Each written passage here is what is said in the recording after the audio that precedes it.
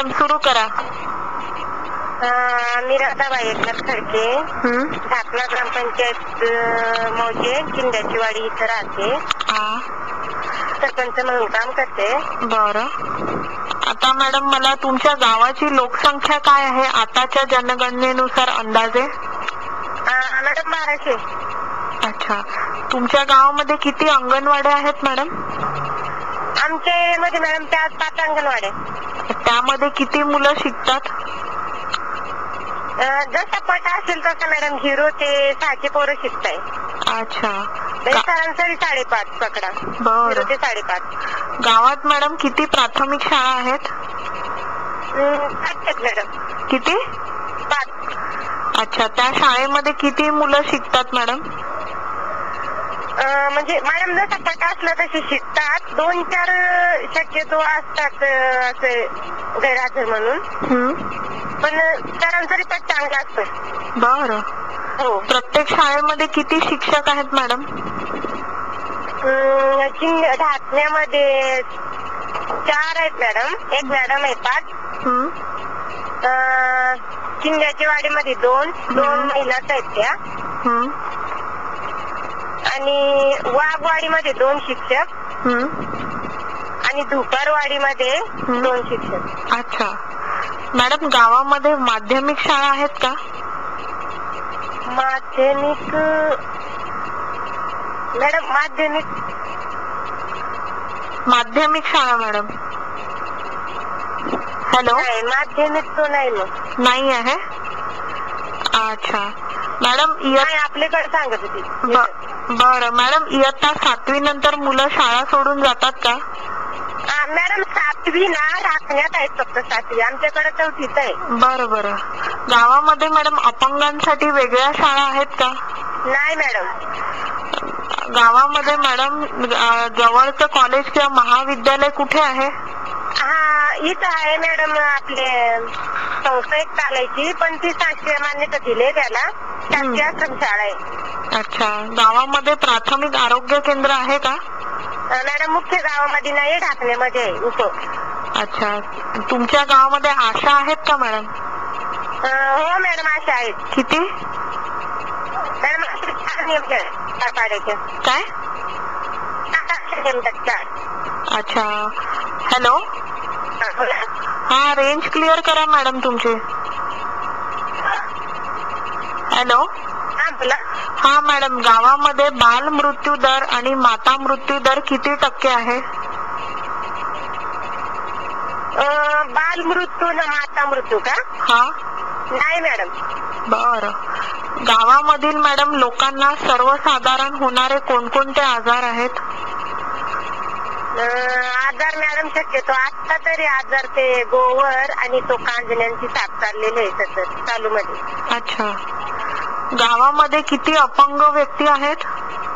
Madam मुख्यांची पण संख्या का? मुख्यांची पण संख्या पाहिजे. 2 मुख्य आहेत. 2 डोळ्यांना जर आंधळे आहेत. अच्छा. गावात मॅडम जवळचं बाल आरोग्य केंद्र ज्याला आपण चाइल्ड हेल्थ सेंटर म्हणतो किंवा चांगलं रुग्णालय किती लांब आहे? मॅडम ते काळ हॉस्पिटल ठाणे. अच्छा. गावामध्ये मॅडम ॲम्ब्युलन्सची सेवा आहे का? नाही मॅडम. गावामध्ये HIV बाधित व्यक्ती आहेत का? नाहीये. अच्छा. किती टक्के लोक मॅडम गावात शेती हा व्यवसाय करतात आणि किती टक्के लोक? 100%. 100% शेती करतात का? 100% आदिवासी. हो. आणि शेती सगळे करतात. अच्छा. आणि गावामध्ये कोणत्या प्रकारचं धान्य असते तुमच्या? म्हणजे खाद्यपदार्थ का? कुठल्या प्रकारचं धान्य पिकवलं जाते? मॅडम नाचणी, नागली, वरई, उडीद, ते काळे तीळ बोलतात ते, आणि भात. अच्छा. प्रत्येक कुटुंबाची मॅडम साधारणपणे किती एकर शेती आहे? अंदाजे तरी 1-2 एकर पर्यंत स्वतःची मालकी. अच्छा. शेतकऱ्याचं वार्षिक उत्पन्न किती आहे मॅडम साधारणपणे? साधारणपणे तरी अंदाजे 2 मिनिटं. वार्षिक उत्पन्न आपल्या लोकांचा अंदाजे किती? 15,000 परत मॅडम. अच्छा. आता शेतावर मॅडम काम करणाऱ्याला रोज किती रोजगार मिळतो? मॅडम आता मजुरी तर वाढलेच, म्हणजे तरी 100 रुपये घेतातच रोज. अच्छा. शेती करण्यासाठी मॅडम पाणी कोणत्या माध्यमातून वापरलं जाते? मॅडम इथं पाण्याचा प्रॉब्लेमच आहे. अच्छा. तुमच्या जे पावसाचं पडतंय पाणी ना पावसाळ्याचं तेच वापरलं जातं. पुन्हा दुसरं पीक घेता येत नाही मॅडम. अच्छा. गावात किंवा मॅडम त्या जवळच्या भागामध्ये शेतकरी आत्महत्या करतात का मॅडम? मॅडम ह्या वर्षी तरी 2 आत्महत्या म्हणजे आमच्या तर एरियात नाहीये, पण मी बाहेरच्या एरिया म्हणजे आपल्या शहापूर एरियामधले 2 झाले. बरं. त्यामागचं कारण काय होतं आत्महत्या करण्यामागचं? मॅडम भात शेतीची नुकसान झाली. अच्छा. दुसरी पण नागलीवर त्याची पण नुकसान झाली, म्हणजे पावसाने खूप त्यांचं नासाडी केली. बरं. मग त्याच्यामुळे त्याने आत्महत्या केली. बरं. गावात मॅडम किती लोक दारिद्र्य रेषेखाली राहतात? मॅडम आमच्याकडे तरी कमीच आहेत. किती? जे मागचं जे सर्वे आमच्या अगोदरचं जे सर्वे झालंय ना 2007 ला, ते सर्वे खूपच वेगळं झालेलं आहे. अच्छा. पण बीपीएल लोक किती आहेत दारिद्र्य रेषेखाली? दारिद्र्य रेषेचे कमी लोक आहेत मॅडम. अच्छा. त्याच्यामुळे काही स्कीम पण घेता येत नाहीये. अच्छा. एक योजना आहे मॅडम नरेगा नावाची, ऐकलंय का तुम्ही? नाही मॅडम. बोला मॅडम. म्हणजे ही एक अशी एक योजना आहे शासनाची की ज्याद्वारे जे दारिद्र्य रेषेखालील जे कुटुंब असतात त्यांना 100 दिवसाचा रोजगार दिला जातो मॅडम. अशी कुठली योजना आहे का तुमच्या गावात कार्यरत? नाही ना मॅडम. नाही ना? नाही. बरं. बेरोजगारामुळे मॅडम लोक स्थलांतरित होतात का? स्थलांतरित हो. आणि हे स्थलांतर हंगामी असतं की कायमस्वरूपी असतं? कायमस्वरूपी. बरं. तुम्हाला मॅडम पिण्याचे पाणी गावातच मिळते का? हो मॅडम. आलेले पण अजून सोडलेले नाही, ते टाकीचं काम बाकी आहे ना. गावामध्ये मॅडम महिलांना पिण्याच्या पाण्यासाठी लांब जावं लागतं का? हो मॅडम. लांबच जावं लागतं थोडं. तरी किती लांब जावं लागतं आणि त्यांना पाणी घरी घेऊन जाण्यासाठी किती वेळ लागतो? मॅडम 1 तास लागतोय. अच्छा. पिण्याचं पाणी कसं आहे मॅडम? शुद्ध नसतं, कारण कोणी ढवऱ्याचं पेतय, तर कोणी विहिरीचं पेतय. आता या सीझन मध्ये मॅडम मे महिन्यात तर टंचाई येते पाण्याची. अच्छा. मग ते कोणी कुठलं पण पितय दूषित पाणी. अच्छा. गावात किती टक्के लोकांच्या घरी शौचालय आहेत? शौचालय मॅडम तरी पाण्याचा प्रॉब्लेम असल्यामुळं जास्तीत जास्त नाही, 7-8 भेटतील आपल्याला फक्त. अच्छा. बरं. ह्या 7-8 लोकांपैकी ज्यांच्या घरी शौचालय आहेत ते किती टक्के लोक त्याचा वापर करतात? वापर करतात ज्यांचे आहेत ते.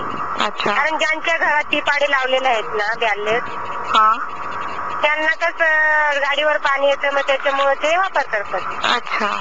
मॅडम तुमच्या गावामध्ये महिलांना पुरुषांच्या बरोबरीने वागणूक दिली जाते का? हो मॅडम. बचत गट चालूच आहेत मॅडम. अच्छा. आणि कामाच्या बाबतीत पुरुष व स्त्रियांना समान कामासाठी समान वेतन दिलं जाते का? हो जाते. अच्छा. गावात अनुसूचित जाती आणि जमातीमधील लोकांना समान वागणूक मिळते का? मिळते. अच्छा. 18 ते 30 हे एक वय आहे मॅडम. या वयामधील युवकांना कुठल्या समस्यांना तोंड द्यावं लागतं? 18 ते 30. 18 ते 30. म्हणजे कुठल्या ह्याच्यावर तोंड द्यावं लागतं असं का? युवकांना कोणत्या समस्या येतात? युवकांना का? तसं शक्यतो दारू तर आमच्याकडे बंदच आहे मॅडम. बरं. दुसरं तर काही नाही आमच्याकडे, एवढं तर नाही. बरं. ठीक आहे. गावामध्ये मॅडम किती टक्के लोकांना दारूचं व्यसन आहे? आता मॅडम आमच्या तर 5 पाड्यात दारू बंद आहे, त्यांचं मुक्त गाव आहे. अच्छा. परंतु जे वाशा एरिया बोलले ना, तर मग खूपच. अच्छा. मग तिकडे जाऊन येतात लोक. अच्छा. ज्या दारू बंद आहे आमच्या 5 पाड्यामध्ये. अच्छा. ज्या लोकांना मॅडम दारूचं व्यसन आहे अशी लोक दारूवरती किती पैसे खर्च करतात रोज? मॅडम खूपच. किती? खूपच तरी पण म्हणजे 200-400 रुपये एका दिवसाला, कारण एक भेटलं 2 भेटलं संगतीमुळे ते जास्तच जातात मग. अच्छा. आणि मॅडम गावातील किती टक्के लोक तंबाखू खातात? तंबाखूचं व्यसन जास्त आहे मॅडम. आणि जे लोक तंबाखू खातात ते किती पैसे खर्च करतात रोज? आता एका दिवसाला तरी मॅडम 20 ते 25 रुपयाचा खर्च होतो. अच्छा. गावात मॅडम महिला दारू पितात का? आणि किंवा त्यांना तंबाखूचं व्यसन आहे का? दारूचं व्यसन नाही मॅडम, पण तंबाखूचं आहे. अच्छा. आहे दारूचं. अच्छा. गावामध्ये मॅडम बँक आहे का? मॅडम नाहीये. बँक आमचा कसा खराब. अच्छा. गावामध्ये किती बचत गट आणि महिला मंडळ आहेत? मॅडम गावामध्ये आम्ही एकूण महासंघ बनवलाय, तर महासंघ मिळून 1400 महिला आहेत. अच्छा. आणि महिला मंडळ? 1400 महिलांचा एक संघ बनवले. अच्छा. आणि बचत गट? बचत गट 14. अच्छा. पुरुष बचत करतात का मॅडम पैशांची? हो मॅडम, पुरुष बचत गट आम्ही 2 बनवलेले, परंतु ते गैरवापर करतात त्याच्यामुळे ते बंद ठेवले. अच्छा. आणि पैशांची चालू मध्ये महिलांचे फक्त 14 गट आहेत मॅडम. अच्छा. आणि महिला पैशांची बचत कशी करतात? मॅडम 1-2 रुपये साठवूनच करतात. बरं. गावापासून मॅडम जवळच्या शहरात जाण्याचा रस्ता चांगला आहे का? नाही मॅडम, खराबच आहे. आणि खराब झालेलं आहे. गावाच्या आतमध्ये रस्ते चांगले आहेत का? नाहीये, ते पण खराबच आहेत. अच्छा. गावामध्ये सर्व लोकांच्या घरी वीज उपलब्ध आहे का? नाही मॅडम. इलेक्ट्रिसिटी नाही, लाईट? मॅडम इथं लाईटीचं उपलब्ध आहे, पण ज्यांच्या मागचं बिल टाकलेलं जे आहे ना, त्यांना पुनरुपी दिलंच नाहीये त्यांनी. बरं. गावात मॅडम भार नियमन होते का? Load shedding? हो मॅडम. तरी किती वेळापत्रक काय भार नियमाचं? कधी जाते लाईट? एक मिनिट जरा. आपला लोड शेडिंगचा वेळापत्रक काय?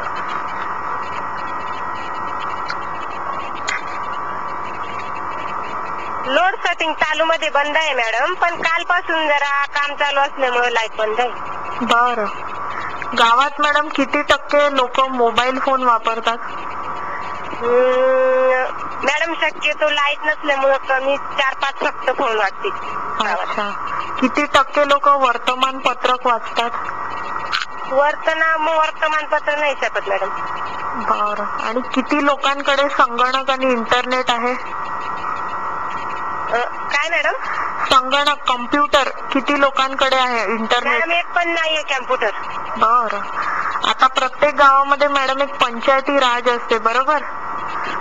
त्या पंचायती राजाचा गावातील लोकांना कसा फायदा होत आहे?